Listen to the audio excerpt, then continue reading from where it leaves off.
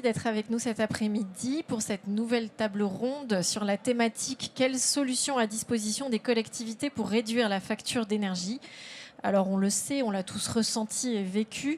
Depuis la guerre en Ukraine, les coûts de l'énergie qui étaient déjà très hauts ont flambé. Entre 70 et 110% d'augmentation en moyenne par rapport à 2021 pour le gaz, entre 40 et 75% de hausse environ pour l'électricité. Ce sont des fourchettes officielles, des chiffres qui pèsent sur la facture énergétique pour les particuliers que nous sommes tous, on le sait, mais aussi bien sûr pour les collectivités. Et ces dernières sont donc amenées à explorer des solutions pour faire baisser cette facture, que ce soit par l'isolation des bâtiments publics, par des nouvelles infrastructures plus sobres ou encore par le recours à des énergies renouvelables. Il y a des leviers d'action et de mobilisation et c'est ce que nous allons voir avec vous cinq. Merci d'être avec nous cet après-midi. Olivier Cassou-Debat, vous êtes directeur partenariat et développement chez Voltalis. Vous allez nous présenter vos missions. Frédéric Glanois, au milieu, vous êtes directeur énergie et décarbonation délégué à la stratégie climatique au BRGM, que tout le monde connaît bien. Je ne dis pas l'acronyme. Bureau de recherche géologique et minière, c'est bien ça ? Voilà, on est bon. Laurent Kermabon, conseiller municipal délégué à Libourne, aux énergies renouvelables, au réseau, à la lutte contre les inondations et aussi élu à la CALI. Est-ce que je détaille aussi l'eau, l'assainissement, l'environnement, la transition écologique ? Et les compétences de l'agglomération que vous allez nous détailler aussi. Céline Bagol, vous êtes élue référente transition écologique au pôle territorial Cœur entre-deux-mers. Et Valérie Arnaud, vice-présidente du pôle territorial du Sud-Gironde en charge de la transition énergétique. Voilà notre panel. Merci à tous d'être là. On va commencer par un constat peut-être un peu global, même si on a cité quelques chiffres. Pour vous, les collectivités qui êtes en première ligne, comment, voilà, face à quelles problématiques, quel constat vous êtes dans cette crise énergétique ? Peut-être Monsieur Kermabon à Libourne pour commencer. Oui, bonjour à tous. Quelques chiffres marquants. Nous, en 15 ans, par exemple, notre consommation d'énergie a monté de 14%, en consommation pure. Donc il a fallu y répondre. À titre de comparaison, la population, elle, a augmenté de 7,5%. Alors je le présente juste en une minute, peut-être le contexte. On est une agglomération de 93 000 habitants, 45 communes, une ville-centre, Libourne, c'est 26 000 habitants. Et puis tout autour, c'est plutôt un territoire rural, donc avec peu d'habitations, en tout cas des habitations éparses. Et puis, on a des gros blocs de consommation énergétique, pas que électrique. Le tiers de l'énergie consommée, eh bien, ce sont les mobilités, 35%. L'habitat, c'est un quart, 25%. Voilà. Et puis les industries aussi, les entreprises, avec une grosse entreprise industrielle, c'est là aussi 25%. Donc c'est réparti de cette manière-là, avec une augmentation constante. Alors je suis élu aussi à l'eau et c'est une autre énergie, c'est un autre fluide, mais là c'est pareil et ça nous pose aussi quelques soucis en matière d'urbanisme. Donc voilà quelques chiffres qui marquent notre territoire. Et pour comprendre les enjeux auxquels vous faites face. Merci beaucoup. Valérie Arnaud, on l'a dit tout à l'heure, vous êtes la vice-présidente du pôle territorial du Sud-Gironde. Là, ça représente, je crois, 180 communes, près de 130 000 habitants. Oui, c'est ça, 180 communes à majorité rurale, plutôt rurale, puisqu'on recouvre... le pôle est composé de 5 communautés de communes. La ville-centre, on va dire, la ville la plus importante, c'est Langon, 8 000 habitants. Donc après, voilà, on a vraiment un réseau de petites communes, une diversité de paysages. Enfin, on a des communes plutôt centrées viticulture. Après, on a aussi de l'élevage. Donc, on a un territoire assez varié. Et donc, moi, au pôle, ça ne se présente pas tout à fait pareil, puisque nous, on a fait donc un PCAET, un plan climat, air, énergie, territoire, c'est un plan commun sur les 5 comités de communes. Donc nous, on est là pour aider les communautés de communes à à organiser leur transition énergétique. Je ne pourrais pas donner de chiffres précis. Et donc à mener des actions communes pour arriver à faire cette transition énergétique et à arriver à diminuer notre consommation. Je suis là, on a déployé Voltalis sur le territoire, je pense qu'on en parlera tout à l'heure. Exactement. Donc nous, c'est vraiment agir ensemble pour trouver des solutions ensemble pour les collectivités. D'accord. Et Madame Bagol, vous pourrez répondre à la même question, mais même si c'est pas vous qui gérez totalement le sujet, qui êtes à la manœuvre, vous êtes bien placé pour voir les problématiques des petites communes, surtout celles qui sont quand même dotées de peu de moyens financiers.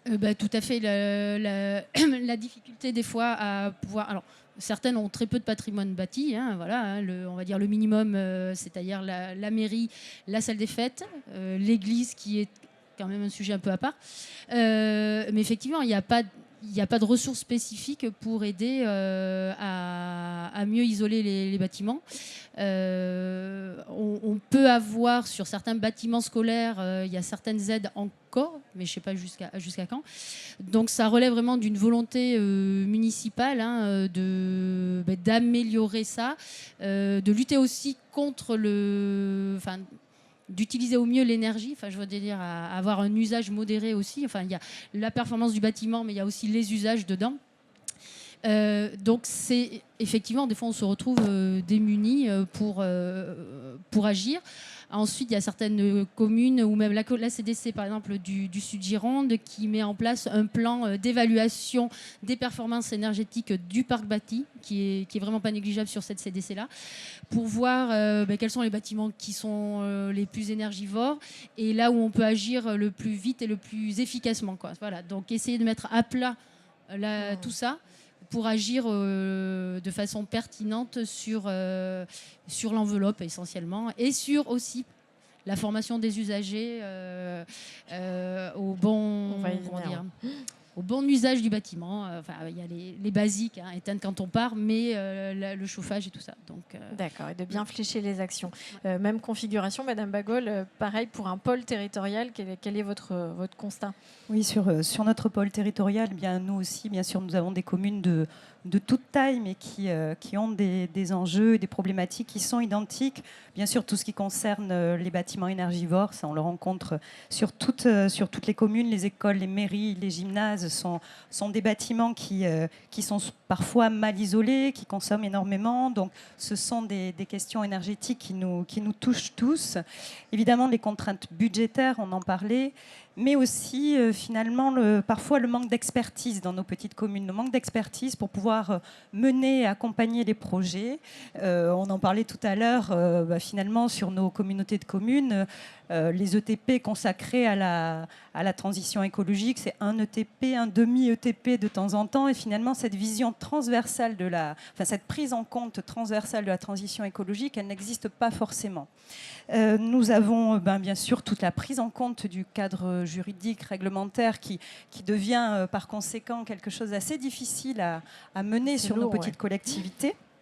Et puis très sincèrement, la compréhension et la connaissance, la prise de conscience des enjeux environnementaux auprès des élus aussi est quelque chose de particulièrement fondamental, puisqu'à partir du moment où on comprend, on peut se mettre en action aussi. Et voilà, toutes ces questions-là, nous, au pôle territorial, elles nous ont interrogés, parce que notre vocation, c'est finalement de mener des actions mutualisées pour le compte des communautés de communes.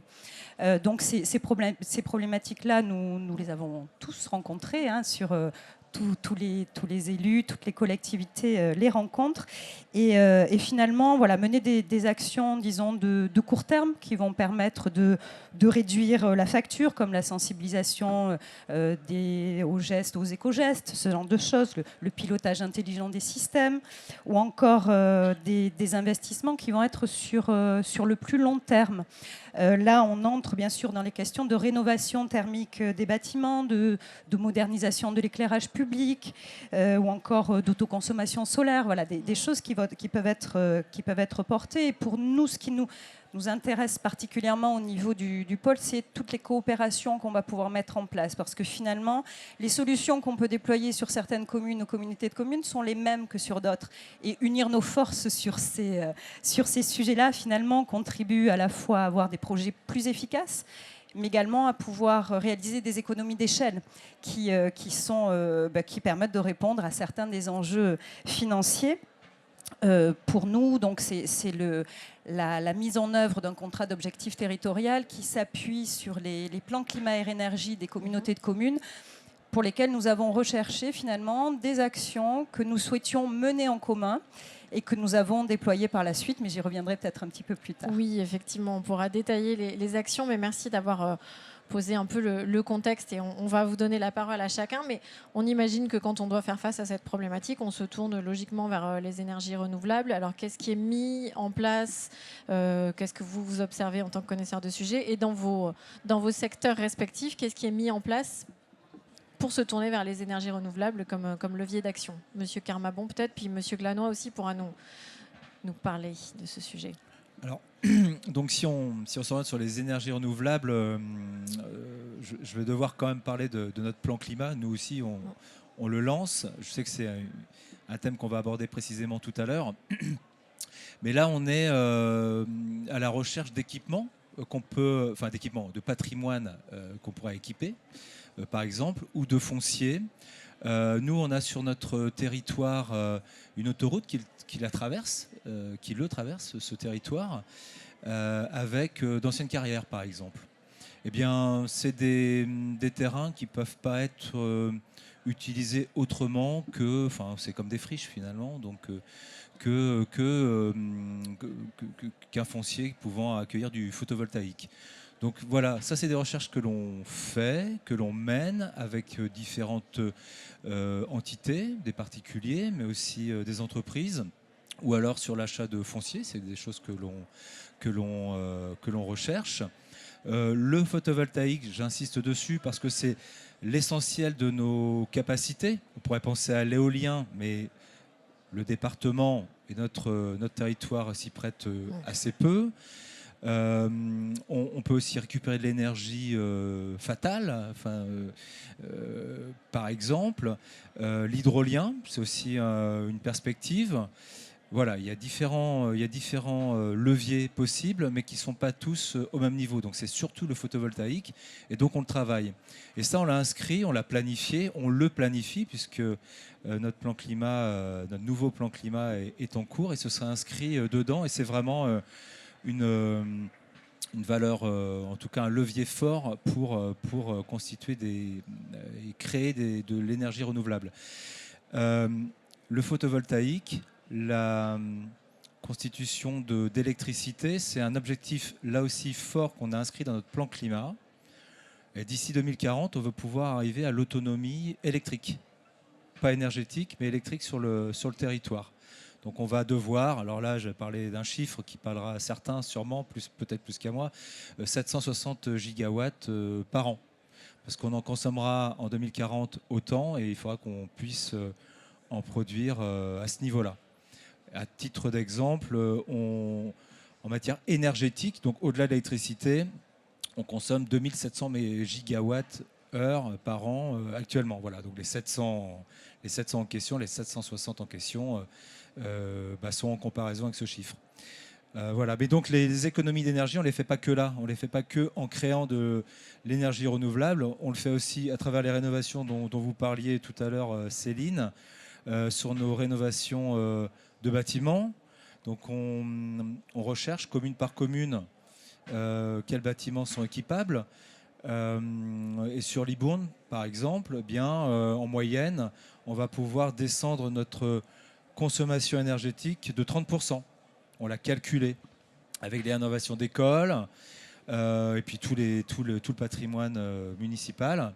Puis on a aussi à la Cali, sur l'agglomération, investi, créé un centre aquatique qui s'appelle la Calinésie et qui est en partie autonome en matière électrique, mais aussi en matière hydriques.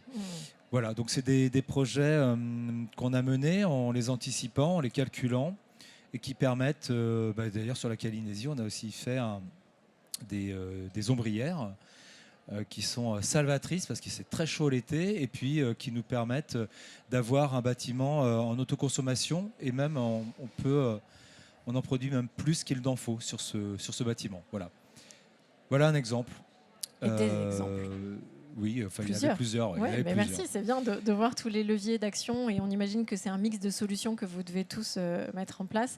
Et on imagine aussi que c'est une question qui n'était pas forcément la numéro 1 quand on concevait un projet. Aujourd'hui, la question énergétique, elle fait partie quand même des top préoccupations. Oui, tout à fait. Juste pour réaffirmer ce que vous disiez, la Calynésie, je reviens dessus, on l'a pensé en matière, en autonomie sur l'eau. Et l'idée des ombrières nous est venue a posteriori, assez rapidement quand même, mais a posteriori effectivement. Donc on l'a travaillé et on l'a mis en place. Et on optimise chaque projet. Et ça fonctionne. Tant mieux, c'est bon à savoir. Avant d'aller dans le détail des solutions proposées par Voltalis, Monsieur Glanois, les énergies renouvelables, il y en a plusieurs et vous travaillez dessus au BRGM. Qu'est-ce que vous pouvez nous dire? Qu'est-ce qui est à disposition aujourd'hui des collectivités? Oui, bonjour, merci. Alors, moi, je vais vous parler plutôt d'énergie thermique et pas d'électricité. Parler de chaleur et de froid. Parce qu'on a souvent un peu un biais en France quand on parle d'énergie. Souvent, on parle d'électricité. Et puis, quand on parle d'électricité, souvent, on parle de nucléaire, pour raccourcir un peu. Mais dans la consommation d'énergie des foyers, des résidences, l'électricité, c'est un gros tiers. Et dans le tertiaire, les bureaux, les bâtiments, c'est une petite moitié. Et donc le reste, c'est-à-dire la majorité, c'est essentiellement de la chaleur, du froid. Et donc c'est un montant. Par contre, dans la facture, l'électricité, c'est plutôt 62 tiers plutôt de la facture des ménages, parce que l'électricité, c'est cher et c'est moins efficace, pour chauffer en tout cas. Donc il y a un vrai sujet à s'intéresser également à la chaleur.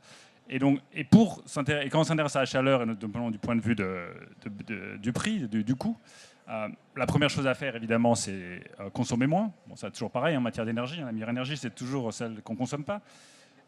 Mais ensuite, la deuxième chose à faire, c'est peut-être diminuer la part de chauffage ou de froid qui vient de l'électricité. C'est évidemment très hétérogène sur le territoire. On n'a pas du tout les mêmes systèmes de chauffage dans le sud que dans le nord de la France, et je ne parle même pas des Outre-mer. Mais, donc il faut diminuer la part de l'électricité dans tout ça et aller plus vers la chaleur directe. Et puis évidemment, travailler pour avoir une chaleur moins chère et moins chère. Et là s'ajoute la question donc, de la transition énergétique, de la décarbonation et du besoin de souveraineté énergétique également. Et donc là, il y a des objectifs qui sont très clairs, ce n'est pas moi qui le dis, c'est la stratégie nationale bas carbone, qui est maintenant en cours de consultation et sur le point d'être approuvée.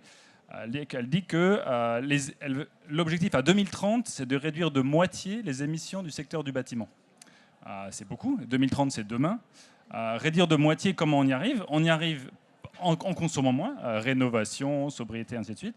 Et on y arrive en substituant les énergies fossiles, donc le fioul et le gaz, par des sources renouvelables. Et dans la stratégie nationale bas carbone, il est très très clairement dit que le développement massif des réseaux de chaleur et le développement massif des pompes à chaleur sont des conditions nécessaires pour atteindre cet objectif. Et ça, c'est 2030. 2050, c'est encore pire. Si vous regardez ce qui a marqué sur 2050, en 2050, la stratégie nationale bas carbone dit noir sur blanc que l'essentiel des systèmes thermiques dans les résidences sera constitué de pompes à chaleur et de réseaux de chaleur. D'accord. Un petit mot aussi, on voit donc la marche est encore haute, première étape 2030-2050. Et il y a un autre levier dont vous vouliez nous parler, c'est la géothermie, à laquelle on ne pense pas forcément, parce qu'on pense que dans certains secteurs, on n'y a pas accès, qu'on n'a pas les ressources. Il y a un peu des idées reçues sur la géothermie. Qu'est-ce que vous pouvez nous en dire ? Effectivement, mon propos sur la chaleur, quelque part, amenait un peu à ça. Quand on veut de la chaleur renouvelable, voilà, qu'est-ce qu'on a comme source? Alors la géothermie, juste pour rappeler vraiment très brièvement, il y a deux grandes sortes de géothermie. Il y a la géothermie profonde, qui va chercher à des profondeurs de l'ordre de 1000 à 2000 mètres sous terre des ressources géothermales, c'est-à-dire de l'eau à une température de 60 à 90 degrés, on va dire. et qu'on prend pour alimenter directement un réseau de chaleur. Ça, on parle d'assez grosses installations. Ça, aujourd'hui, il y a 73 installations en opération en métropole, assez concentrées géographiquement. Pour faire simple, 80% c'est le bassin parisien et le reste c'est le bassin aquitain. Voilà, un peu de choses près. Alors je ne parle pas de il y a aussi une autre sorte de géothermie profonde qui va chercher de l'eau très très chaude pour le coup dans les outre-mer, dans les terres volcaniques, où là on sort de l'eau à 250, presque 300 degrés, l'eau tellement chaude que ça fait de la vapeur, on peut faire tourner des turbines et faire de l'électricité. Ça c'est très particulier au cas des outre-mer, un petit peu au fossé alsacien, donc j'en parle pas là. Donc ça c'est la géothermie profonde, des grosses installations un peu chères et complexes, des grosses sources d'énergie. Par ailleurs, il y a la géothermie de surface, et donc là on utilise la chaleur du sous-sol pour produire, pour choper un peu de calories, un peu de température, et ça passe par une pompe à chaleur pour alimenter. Ça, typiquement, ça peut alimenter une maison, un immeuble, un petit pavé de bâtiment. Aujourd'hui, en France, il y en a déjà 200 000 pompes à chaleur géothermiques installées. Donc, ce n'est pas du tout quelque chose de marginal, c'est quelque chose qui est partout. Et là encore, les objectifs aujourd'hui nationaux, qui sont dans la PPE, qui vient d'être finalisée, c'est de multiplier par 4 la géothermie de surface et la géothermie profonde. Et pourquoi ? C'est parce que, c'est pas que je plaide pour ma paroisse ici, parce que je viendrai après sur le Bergem, mais la géothermie, de fait, c'est une source d'énergie qui a énormément d'avantages. Elle est renouvelable, évidemment, elle est rentable, évidemment, elle est très locale, elle est également très résiliente, elle n'est pas intermittente. Donc voilà, c'est vraiment une énergie qui est là, qui est sous vos pieds, qui est à vous, y compris en termes de fonctionnement, qui est stable, qui est solide et qui dure très très longtemps et qui est rentable. Donc on voit vite, je passe sur les aspects esthétiques, hein, c'est assez discret par rapport à des champs d'éoliennes. Voilà, ça fait pas beaucoup de bruit, il y a plein d'avantages comme ça. Il y a des inconvénients. Pourquoi s'il y a tellement d'avantages, pourquoi on ne fonctionne pas qu'à ça? C'est que la géothermie, évidemment, c'est un peu plus compliqué au départ. Il y a un coût d'investissement. Alors évidemment, surtout quand on parle de géothermie profonde, la géothermie de surface, moi mon voisin en a installé une, ça lui a coûté 20 000 €. C'est beaucoup 20 000 €, mais on ne parle pas de millions. C'est un investissement à faire. Voilà. Mais il y a des coûts d'investissement et il y a des risques. Et le deuxième point est peut-être plus important, parce que quand vous forez, vous n'êtes jamais à 100% sûr, je parle de la géothermie profonde, là, de la performance derrière. Vous pouvez faire les études que vous voulez, il y a une incertitude. Mais la bonne nouvelle, c'est que c'est un secteur qui est très soutenu, et que c'est pour ça que le gouvernement a confiance dans le fait qu'il va se développer très vite. Il y a un plan national géothermie depuis 2 ans, il y a un fonds chaleur, il y a un fonds de garantie pour couvrir les risques dont je parlais. Il y a tout un tas d'aides sur le plan financier pour aider les acteurs à passer ces barrières à l'entrée. Et donc il faut se rappeler qu'il y a de l'aide. Il y a beaucoup d'aides disponibles de la part, soit de l'aide technique, expertise scientifique, soit de l'aide financière de la part de diverses agences. C'est notamment à ça que sert le BRGM, à apporter cette expertise scientifique. Avant de parler de Voltalis, je crois que M. Kermabon me fait signe qu'il a un mot à dire, rapidement. Oui, je voulais rebondir en un mot sur la géothermie, parce que nous, on l'a essayé sur la ville de Libourne il y a 40 ans. Et ça a fonctionné partiellement, c'est-à-dire qu'il fallait rajouter de l'énergie pour bien chauffer, pour le dire en substance, quoi. Et les réseaux étaient très fragiles.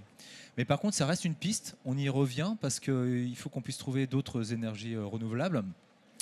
Et voilà, on était à l'étude, et c'était ce que je voulais rajouter, ce que vous disiez. Ça n'avait pas été probant, on avait tenté de chauffer un hôpital avec, et un quartier.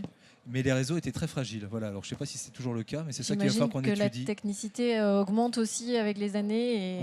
Et puis pour les subventions, oui, vous parliez de l'ADEME qui peut aider à ce type de travaux. Donc on va essayer de travailler ça aussi. Voilà. Là aussi, il y a besoin d'aller chercher des financements un peu partout. Donc là, on a vu faire autrement avec d'autres énergies disponibles, mais parfois, c'est déjà pas mal de faire mieux avec ce qu'on a, donc avec des outils de flexibilité, d'optimisation. C'est là que vous allez nous parler de Voltalis. Comment ça marche? Quelles sont les solutions que vous proposez? Bonjour, merci. Juste avant peut-être de rentrer dans le détail de qui est Voltalis et ce qu'on fait, peut-être partager un élément de contexte à la suite de ce qu'on a déjà entendu. Je pense qu'on partage tous un constat et une même trajectoire, un même objectif, c'est celui de décarboner. Parce qu'il y a une urgence, elle est là, enfin on ne va pas revenir dessus, tout le monde connaît ce contexte-là. Et ce qu'on entend, je pense, au travers des différents témoignages aujourd'hui, c'est qu'il n'y a pas une seule solution, il y en a plein. Il y a des contraintes budgétaires, de ressources différentes et variées, il y a des territoires différents, il y a des contextes différents. Et donc on ne peut pas dire c'est telle solution qui va fonctionner ou telle autre. En fait, ça ne marchera pas comme ça. C'est l'addition de différentes initiatives, différentes idées, différentes thématiques, que ce soit sur la chaleur, sur l'électrification des usages, sur la réduction des gaz à effet de serre, sur le développement des renouvelables, que l'ensemble de ces petites actions feront qu'on arrivera je dirais, à décarboner finalement l'ensemble du système. Une fois que j'ai dit ça, on est chez Novoltalis avec notre solution, une de ces multiples solutions et initiatives, c'est pas la seule bien évidemment, mais elle permet quoi? Elle permet de répondre à un certain nombre d'enjeux à une échelle qui n'est pas la totalité de ce qu'on voudrait pour l'instant, mais qui est en train de se développer fortement, c'est-à-dire à la fois un enjeu de pouvoir d'achat et de maîtrise des coûts liés à l'énergie, que ce soit pour les collectivités ou pour les acteurs des territoires, pour les professionnels, les bâtiments publics également. Donc une solution qui permet de réduire les consommations d'énergie à travers l'installation d'un dispositif. Voilà, je l'ai ramené ici pour le matérialiser, qui est un thermostat connecté qu'on va pouvoir mettre sur des usages thermiques dans le bâti, donc que ce soit des radiateurs, des pompes à chaleur, des ballons d'eau chaude. Donc ça se pose tout simplement comme ça. Oui, tout simplement, et qui va permettre à l'utilisateur, quel qu'il soit, encore une fois, une entreprise ou un particulier, un bâtiment public, de suivre ses consommations, de les piloter à distance, de les programmer dans une idée de sobriété énergétique, de mieux maîtriser ses consommations et à la fin son pouvoir d'achat. Donc c'est bénéfique, on dirait, pour l'individu ou pour l'entité en elle-même. Mais ce dispositif-là a un petit truc en plus, c'est qu'il est aussi connecté en direct avec les besoins du système électrique. Et donc il permet de piloter pour le compte du réseau ce qu'on appelle de l'effacement de consommation, c'est-à-dire la capacité de venir lorsqu'il y a des pointes sur le réseau, pointes qui sont souvent provoquées par le chauffage électrique notamment, qui est extrêmement installé en France. Des pics de consommation. Exactement, qui tire les consommations et la production, notamment d'énergie thermique, au gaz et au charbon, à la hausse, et donc avec un impact CO2 extrêmement important. Donc ça permet de venir réduire des consommations chez tous nos utilisateurs, tous les gens chez qui on a installé ce dispositif-là, sans que ça impacte le confort, hein, évidemment, il faut que ça soit transparent, mais qui permet aussi pour le système, quelque part, de décarboner, de lisser des pointes qui auraient été compensées par ces moyens de production-là. Donc il y a à la fois un bénéfice individuel de pouvoir d'achat, à la fois un bénéfice collectif de sécurité de l'approvisionnement électrique, et puis un impact sur la baisse des émissions de CO2. Nous, on a fait mesurer qu'un site équipé de notre boîtier réduisait de 70% ses émissions de CO2 par rapport à un site qui ne l'était pas. Tout simplement parce que c'est cette pointe-là où on fait appel à ces centrales thermiques et à charbon encore en France, hein, il y a du charbon qui tourne. Et ben voilà, c'est un impact significatif à la baisse. Ça veut dire que dans ces moments-là, entre guillemets, vous prenez la main, vous identifiez, c'est évidemment pas aux consommateurs d'identifier ces moments-là, avec votre expertise, c'est vous qui allez réduire. Exactement, on a aujourd'hui à peu près 1 500 000 équipements qu'on pilote en temps réel. Donc on sait arrêter certaines consommations sur quelques minutes, mais 1 kW sur chacun des radiateurs ou des ballons d'eau chaude multiplié par 1 500 000, on arrive à piloter l'équivalent de 1 gigawatt de puissance aujourd'hui. Donc 1 gigawatt en moins, c'est 1 gigawatt qui n'est pas produit par une centrale à gaz au creux de l'hiver à 18h. Donc c'est autant de CO2 en moins, effectivement. Et tout ça, ça se fait évidemment sans impacter le confort. On est vraiment sur des périodes de temps très courtes, de quelques minutes. Et on fait jouer l'inertie du bâtiment pour que ça n'impacte pas le confort de l'utilisateur. D'accord. Et vous travaillez notamment, vous me disiez, avec les collectivités pour diffuser cet outil qui finalement paraît évident. On se dit même pourquoi ça n'existe pas partout et pourquoi c'est pas obligatoire. Même. Effectivement. Alors nous, on pense, et on pense ça depuis le début de Voltalis, depuis une quinzaine d'années, que la transition énergétique, l'adoption des solutions comme la nôtre ou d'autres, passe par les territoires. parce que c'est les territoires qui, on l'a vu encore, on l'a entendu, œuvrent avec des initiatives diverses et variées en fonction de leurs caractéristiques propres. Vous parlez de friches, à d'autres endroits on peut mettre plus d'éoliens, d'autres moins. Il y a des caractéristiques propres, et ce qui est certain, c'est qu'il y a un socle commun. Et le socle commun, c'est que les collectivités donnent l'impulsion des différentes actions, quelles qu'elles soient, pour la transition énergétique. Et donc c'est assez logique qu'elles regardent à développer des solutions qui existent, proposées par des industriels ou autres, par des associations. Enfin, il y a plein d'initiatives différentes, et qu'elles puissent faciliter l'adoption pour les acteurs du territoire, que ce soit encore une fois des particuliers ou des entreprises. Donc naturellement, effectivement, on se rapproche des collectivités. On a 3 exemples avec qui on travaille depuis de nombreux mois, de nombreuses années, qui jouent un rôle pour leur territoire de tiers de confiance pour la population, parce qu'elles sont crédibles, elles sont audibles de leur population, et donc elles ont ce rôle-là de facilitateur pour l'adoption en masse. D'accord, et justement, on va les entendre sur ce point. Peut-être Madame Arnaud et Madame Bagol, dans un deuxième temps aussi, nous dire pourquoi et comment vous accompagnez ce message-là, en fait. Effectivement, c'est la valeur un peu d'exemple, et puis la confiance, c'est-à-dire que quand c'est le pôle qui présente ou quand c'est les CDC qui présentent un dispositif, déjà il y a plus de confiance. Nous, Voltalis, ça a été déployé, mais il y a maintenant, on a commencé il y a 2 ans. On est arrivé à 1500 foyers équipés. Donc c'est pas négligeable. Il y a une commune, il y a la commune de La Réole qui aussi a fait installer le dispositif sur certains bâtiments.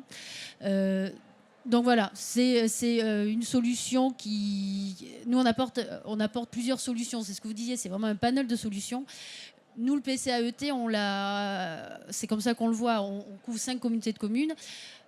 Ce qu'on a dit, c'est si on n'a pas de communication efficace autour du PCAET, ça ne servira à rien, quoi. Donc nous, on est là pour amener les solutions, pour autant aux particuliers, aux entreprises qu'aux collectivités, le panel de solutions, et que les collectivités aient un peu valeur d'exemple, effectivement, que nous, on montre ce qui peut être fait pour l'impulser auprès des particuliers. Et vraiment, je ne sais plus qui c'est qui disait, sur les communes, il y a déjà plein de sujets, donc il y a plein d'élus qui ne sont pas sensibilisés ou qui n'ont pas le temps, donc on est vraiment là pour essayer d'apporter le plus d'informations possible et donner les différentes solutions. Il y a, dans le panel des solutions, ce que j'ai dit tout à l'heure, nous par exemple, on est un territoire, c'est vrai, où par rapport aux réseaux de chaleur, alors nous c'est biomasse, mais les premières installations de chauffage collectif, je pense, ont au moins 15 ou 20 ans. Alors bien aidées et bien financées par l'ADEME. Voilà. Donc on a des communes qui ont développé un réseau une chaudière collective, on va dire, qui dessert les équipements publics, mais ils font aussi de la revente de chaleur sur certains bâtiments individuels. Donc on a plusieurs communes qui ont fait ça. La commune de La Réole, là aussi encore, et d'autres communes beaucoup plus rurales. Et on a certaines communes qui ont une chaudière à granulés bois collective pour la mairie, la salle des fêtes et les logements communaux, quoi. On peut travailler ça un peu à toutes les échelles, quoi.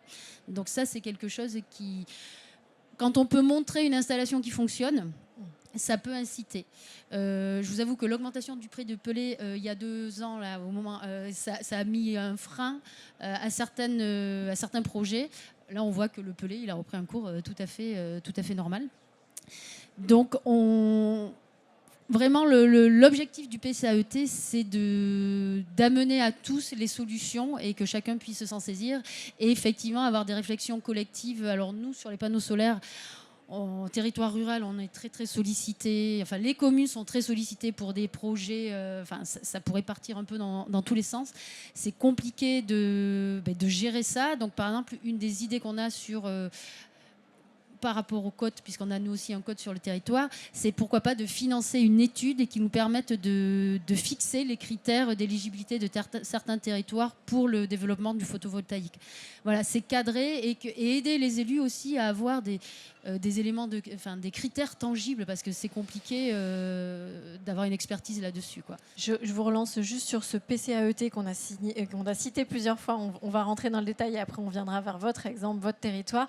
Alors expliquez-nous plus en détail, même si peut-être que le public connaît un peu, à quoi ça sert et qu'est-ce que vous avez fléché. Le PCAET, c'est le plan climat, air, énergie, territoire. Donc c'est un plan qui est obligatoire pour les communes de, je ne sais plus le palier, c'est 20 ou 25 000 habitants. 20 000, voilà. 20 000. Donc nous, sur notre sur le syndicat préexistait avant, et donc sur les 5 communautés de communes, il y en avait 2 qui réglementairement n'étaient pas obligés de partir, mais qui sont venus avec nous, quoi. Donc le sujet les intéressait, et donc le plan, le PCAET nous amène à élaborer on va dire une feuille de route avec des objectifs de réduction des émissions de carbone, des divers polluants. Donc de production d'énergie. Enfin, nous, on l'a décliné en 5 axes et 30 actions.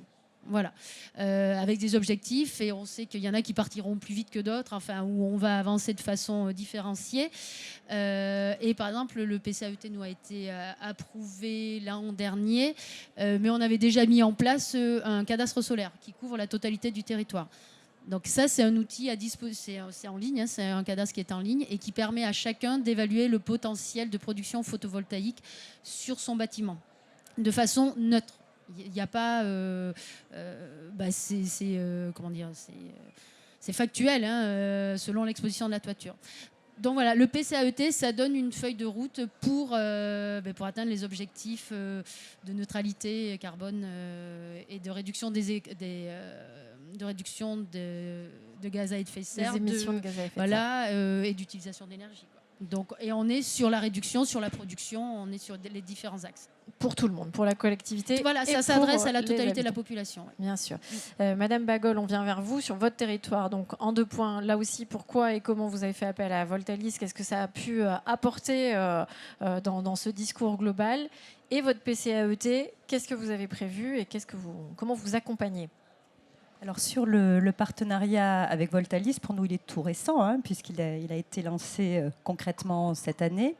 Le début, ce qui a été au départ absolument nécessaire, ça a été de sensibiliser les élus, de faire connaître la solution, tout simplement. Vous le disiez, ça paraît être une évidence, mais encore faut-il connaître cette solution. Et donc ça a été finalement la première étape, hein, pouvoir présenter la solution aux élus, en faire beaucoup de pédagogie autour de ça, montrer aussi les intérêts de la solution technique pour finalement comme un outil qui vient au service des politiques locales, hein, donc sur la réduction des émissions de gaz à effet de serre, sur la réduction des consommations. Et tout ça, finalement, ça vient servir les objectifs des PCAET de manière très, très claire. Encore faut-il que tout ceci soit présenté. Donc, à partir du moment où nous avons eu l'adhésion de l'ensemble des élus du comité syndical, il s'agit pour nous tout simplement de relayer l'information auprès des habitants du territoire, et effectivement de s'inscrire en tant que tiers de confiance, puisque une collectivité qui apporte une solution technique se porte en quelque sorte aussi garante de son efficacité et donc amène la confiance et du moins l'ouverture des habitants qui... il ne faut pas l'oublier, sont très souvent sollicités sur énormément de démarches commerciales, donc parfois peuvent être méfiants sur tout ça, et parfois à juste titre évidemment. Donc pouvoir accompagner la communication, une communication qui a été travaillée aussi de manière adaptée au territoire. On le disait tout à l'heure, les territoires ont des réalités qui sont différentes, et donc nous avons pu travailler ensemble tout cela de manière à ce que ce soit le plus adapté. Donc on est vraiment sur la phase de déploiement initial avec je crois 800 visites qui ont déjà été planifiées sur les 4 CDC, puisqu'on a une particularité avec une CDC qui est à cheval sur le pôle Sud Gironde. Donc voilà, sur nos 4 CDC, les les visites ont pu commencer. Et un autre élément aussi qui est important, c'est qu'on parle de cette solution technique pour les particuliers, mais elle est aussi déployable sur les bâtiments communaux. Et ça, c'est vrai que les élus du territoire y ont été très sensibles, parce qu'évidemment, cette maîtrise des consommations énergétiques, elle est primordiale pour maîtriser la facture, évidemment. Donc, pouvoir vérifier l'éligibilité de certains bâtiments communaux a été aussi une des étapes est une des étapes qui est en train d'être déployée. Petite question, pardon, je vous coupe, mais qui me vient, complètement technique, mais est-ce que c'est possible aussi de piloter au-delà des pics de consommation, mais aussi, par exemple, sur des bâtiments qui sont utilisés de manière peu régulière, en fait c'est aussi à ça qui peut servir le pilotage ? Bien sûr. À partir du moment où vous avez des équipements de chauffage qui soient plus ou moins utilisés, on peut installer notre dispositif. C'est pas dépendant de ça, en fait. D'accord. Donc ça peut avoir tout un intérêt pour ces bâtiments justement qui ne servent pas tout au long de l'année, tous les jours.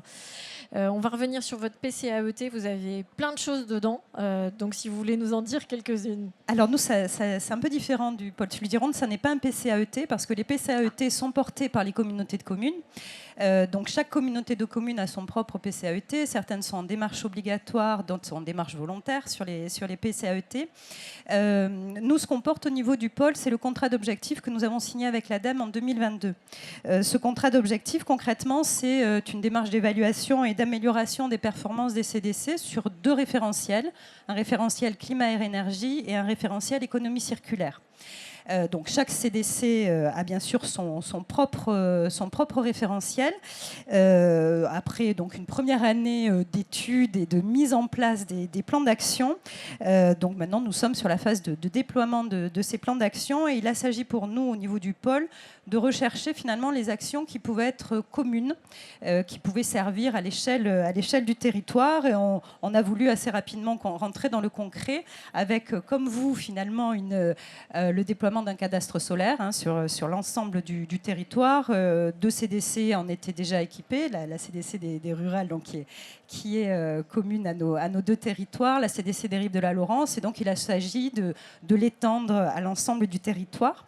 Avant ça, on avait aussi eu la volonté de pouvoir aller vers la sensibilisation des élus qui sont parfois un peu éloignés de ces questions-là, bien que ce soit maintenant incontournable, mais pour autant, beaucoup de sujets sont à traiter sur nos collectivités et la perception des enjeux n'est pas forcément complètement partagée. Donc nous avons déployé plusieurs conférences sur le territoire, alors à destination de la population, mais aussi à destination des élus, sur d'abord les évolutions du climat et ses conséquences, sur le lien entre l'énergie, les émissions de gaz à effet de serre et le climat. Et puis ensuite, nous avons partagé avec les élus qui étaient présents des solutions d'adaptation et de résilience pour nos territoires.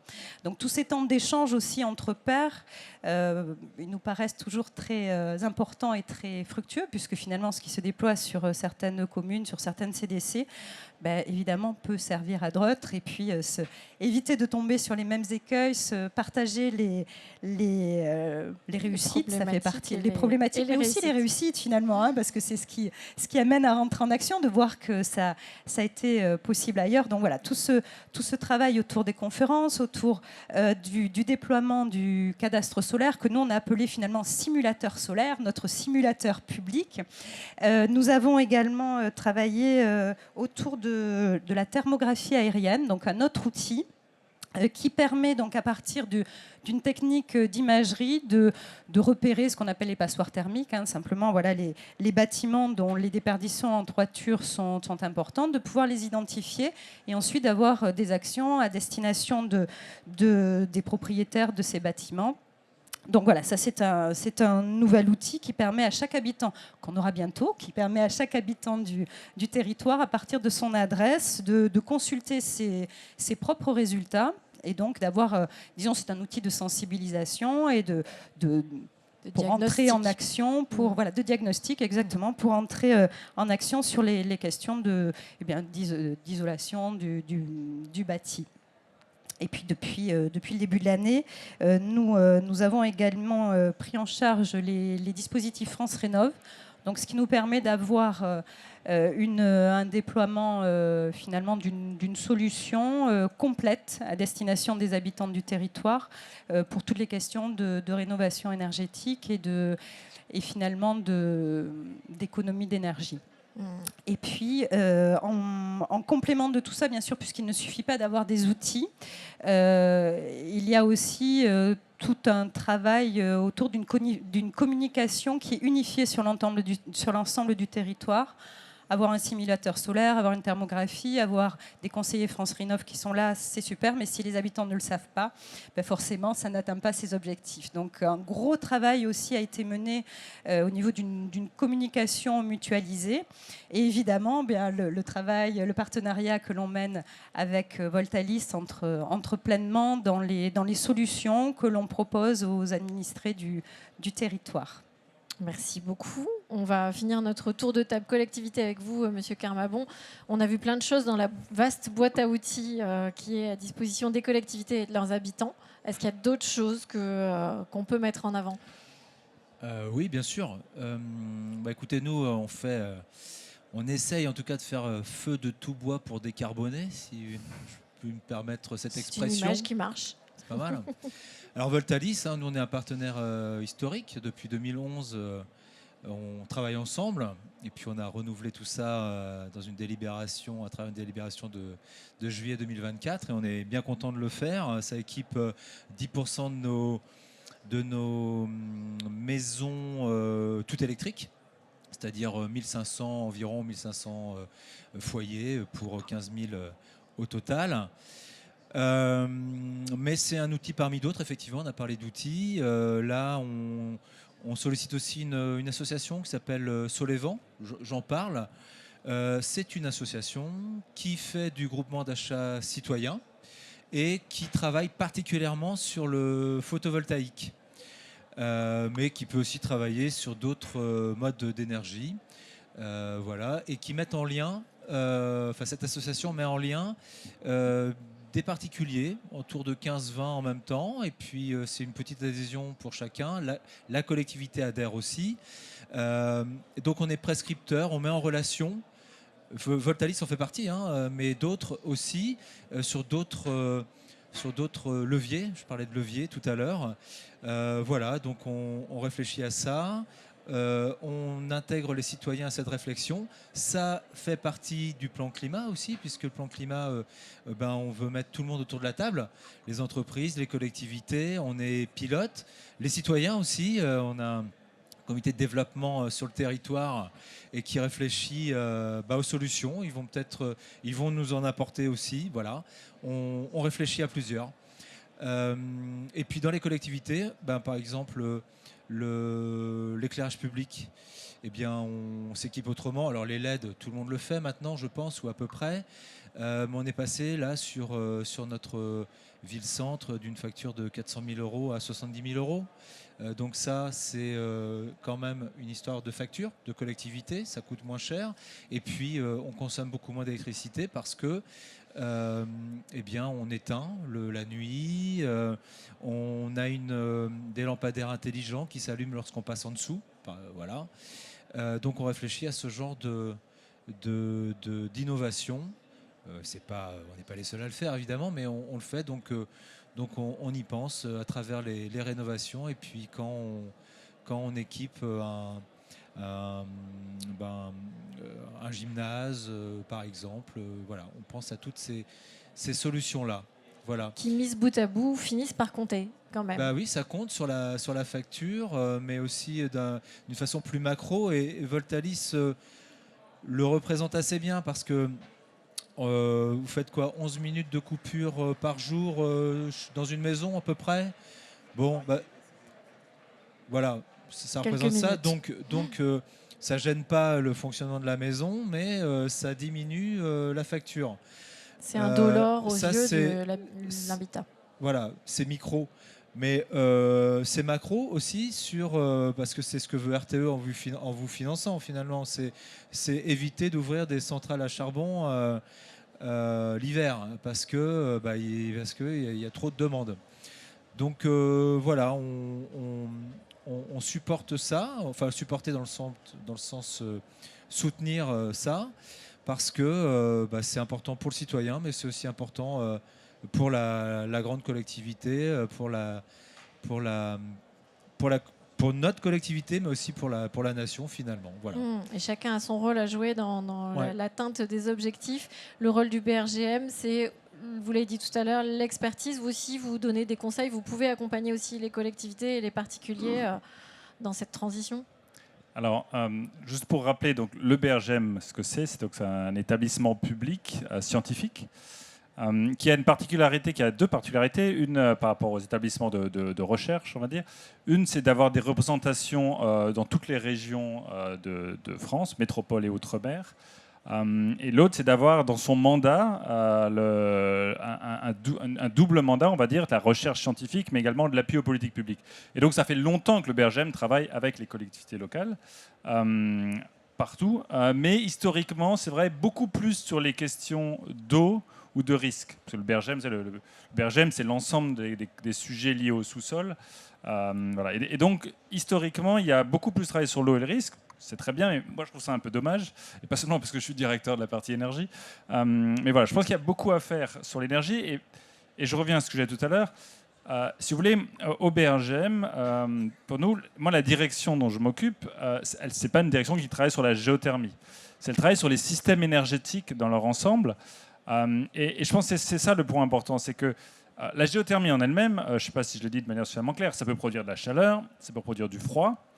Ça peut faire du stockage de chaleur. Il y a des périodes où on a trop d'énergie, on peut produire de la chaleur, on peut la stocker en sous-sol et c'est la ressortir quand on a besoin. Ça peut du coup aider à lutter contre les îlots de chaleur aussi, ou les îlots de froid. Bref. Et donc l'important pour les collectivités locales, je pense, et le BRGM peut apporter de l'appui là-dessus, c'est de vraiment pouvoir travailler sur le système énergétique dans son ensemble et optimiser l'ensemble du système énergétique, savoir trouver où est-ce qu'il y a de la chaleur qui se perd. Voilà. Le BRGM a accompagné par exemple, la ville de Rennes sur le projet pour récupérer la chaleur du métro. Voilà, donc il y a des bâtiments chauffés par la chaleur perdue du métro. Le BRGM a bossé sur des projets de routes chauffantes. Vous savez, ces routes brûlantes, là, quand le soleil tape dessus. Si on récupère la chaleur de cette route-là, non seulement on peut s'en servir comme chaleur, par ailleurs, on diminue l'effet îlot de chaleur. Voilà, on discute avec un opérateur d'eau là, pour la récupération des calories dans les réseaux d'assainissement. Enfin, bref, il y a beaucoup de choses qui peuvent être faites. Et le point, c'est qu'il y a un travail technique d'optimisation de tout ça. Et là, le BRGM, et comme d'autres, mais peut apporter de l'expertise technique, scientifique. Ensuite, il y a évidemment tout un tas de bureaux d'études qui apportent très bien. Au sein du groupe BRGM, on a d'ailleurs un bureau d'études, je le mentionne, qui sont sur notre stand aussi, qui s'appelle CFG, Compagnie Française de Géothermie. Donc là, vraiment, il peut faire de l'assistance à maîtrise d'ouvrage. Alors, nous, on est un établissement scientifique. Nous, on vient travailler s'il y a un sujet vraiment scientifique complexe ou s'il y a besoin de connaissances du sous-sol qui n'existent pas encore sur le territoire. Ou si, voilà. Mais voilà, donc on est là pour apporter de l'appui technique et scientifique à toutes les collectivités et acteurs qui en ont besoin.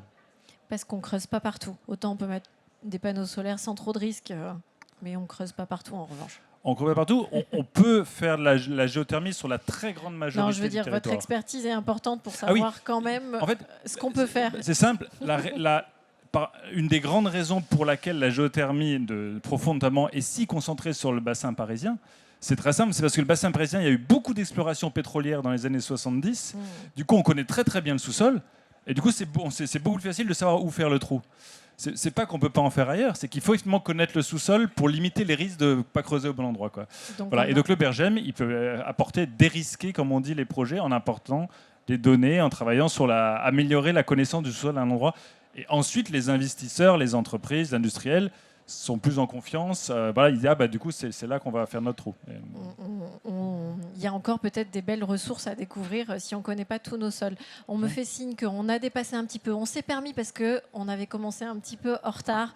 Mais si on doit conclure, Olivier Cassou-Debat, est-ce que vous voulez dire un mot peut-être sur cette partie financière? On sait que c'est compliqué pour les collectivités qui sont pressées de partout. Bon, ça a l'avantage et l'inconvénient, vous me disiez, d'être une solution gratuite. Oui, alors l'avantage, c'est que effectivement, le modèle économique de Voltalis permet d'offrir aux utilisateurs la technologie, puisque notre rémunération provient par ailleurs de notre participation à l'équilibre du système électrique et donc de RTE. Donc ça, c'est quand même un avantage non négligeable dans un contexte, encore une fois, où les factures augmentent, mais le pouvoir d'achat est en difficulté, on va dire ça comme ça. Mais je voudrais peut-être conclure en donner quelques chiffres, parce qu'on a parlé de beaucoup d'initiatives, de solutions, mais comment on les mesure? Et dans les plans climat, il y a toute une dimension de mesures à avoir de l'effet des différentes actions. Et j'ai ressorti quelques chiffres que je voulais partager sur ce qui nous concerne, nous, Voltalis, sur l'activité à l'échelle de la Gironde, puisqu'on est ici sur ce département. On a installé à peu près 15 000 sites. Il en reste plein d'autres à faire. Il y a un potentiel de plusieurs centaines de milliers, donc on n'est qu'au début de l'histoire. Mais c'est important, 15 000 sites, et puis ça vient permettre d'économiser à peu près 4 millions d'euros au global. Donc c'est aussi peut-être une petite rivière, mais à la fin, l'addition des petites rivières, ça fait des grands fleuves. Et en termes de réduction des gaz à effet de serre, c'est l'équivalent de 6600 tonnes. Alors 6600 tonnes, ça ne va peut-être pas à grand monde, mais si je le mets en équivalent, c'est une tonne de CO2 en moins, c'est un aller-retour Paris-New York en avion. Donc à la fin, l'addition de ces petites initiatives, plus ou moins grandes, on va dire, plus ou moins d'ampleur, fait qu'on va vers la décarbonation, la préservation du pouvoir d'achat.